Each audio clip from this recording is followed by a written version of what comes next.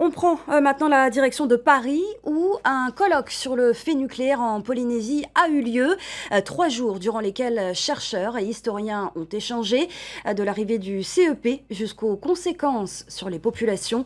Notre correspondant Alvin Courcy nous en dévoile les contours.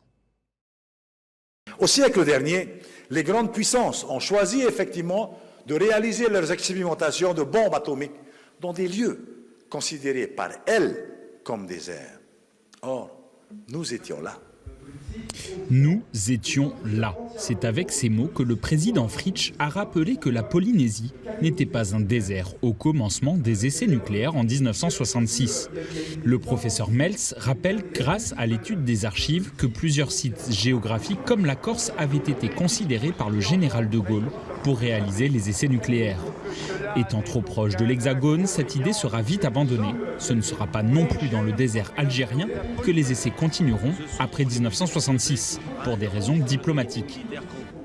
L'État français se tournera finalement vers ce qu'il considère à l'époque comme le désert maritime du Pacifique, la Polynésie française. C'est aussi une représentation de continentaux, c'est-à-dire qu'après avoir fait des essais en Algérie dans le désert, les Français comprennent mal la spécificité maritime du grand océan. C'est-à-dire qu'ils voient des îles isolées, séparées, avec plus ou moins de population, mais ils ne comprennent pas qu'il y a un écosystème global, des circulations, des courants, des poissons, du plancton, et que ce qui est contaminé localement est en fait contaminé globalement. Selon l'historien Jean-Marc Regnault, si les essais nucléaires ont eu lieu en Polynésie, c'est grâce à la stratégie de séduction du général de Gaulle. Et oui, il est vrai que la Polynésie a bien voulu être le siège de cette grande organisation destinée... On va transformer le pays avec des aéroports, des ports, des équipements,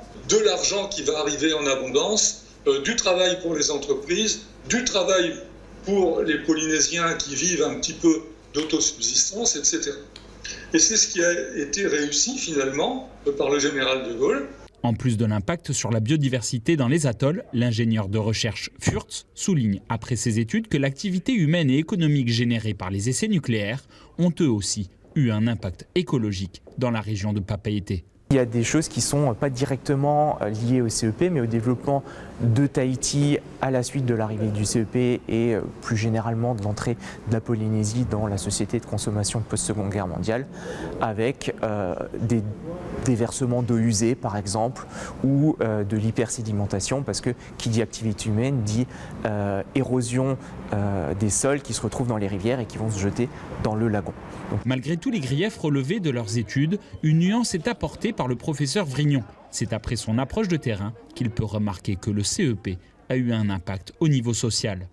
Quand on prend la peine de discuter longuement avec les témoins, notamment les plus anciens qui ont connu la période du nucléaire sur une longue période, les représentations sont plus ambivalentes parce que ça représente aussi une période d'opportunité économique, de connexion au monde, de rencontre avec d'autres personnes. Et sans que cela n'enlève la partie critique, eh bien ça rajoute de la nuance à tout cela. Le traitement des archives rendu accessible en juillet dernier par l'État français devrait apporter encore plus de précision sur les circonstances exactes de ce que certains appellent encore les 30 glorieuses de la Polynésie française.